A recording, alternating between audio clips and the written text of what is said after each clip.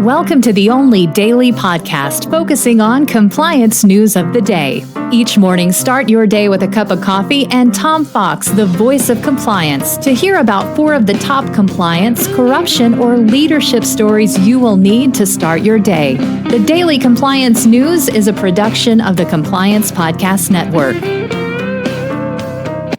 First, a word from our sponsor.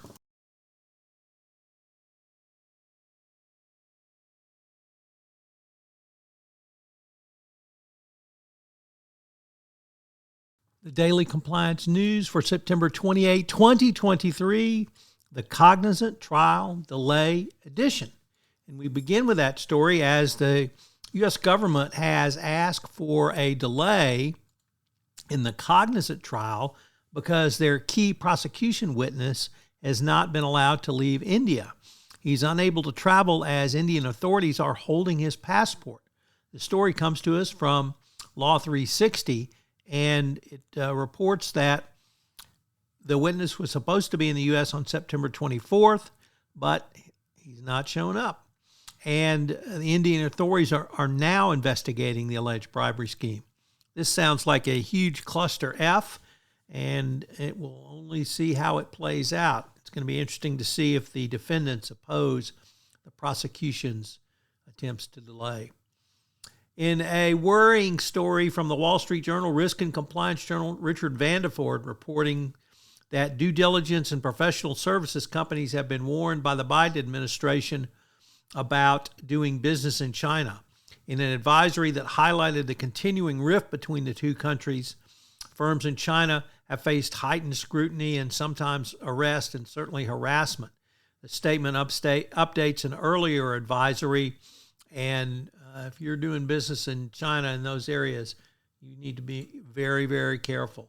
And your employees need to be very, very careful. Next up, the first of 2 stories from the Financial Times. The first one is that McKinsey pays out another $230 million to settle opioid cases. This brings the total payout by McKinsey for turbocharging Purdue Pharma's opioid sales to more than $870 million. McKinsey reached this agreement with Native American tribes and, of course, does not admit to any wrongdoing. And our final story is also from the FT that Indonesia vows to sue the United Kingdom over the Airbus corruption settlement.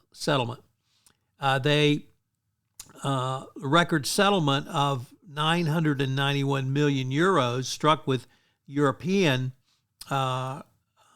regulators, and Airbus is now part of a potential suit. The UK reached the deal in 2020. Indonesia has long complained that it was shut out of the settlement despite helping the Serious Fraud Office with the probe. Indonesia's Minister for Law and Human Rights told the FT the company would sue to annul the settlement and force a renegotiation, which would give Jakarta, Indonesia, a share of it.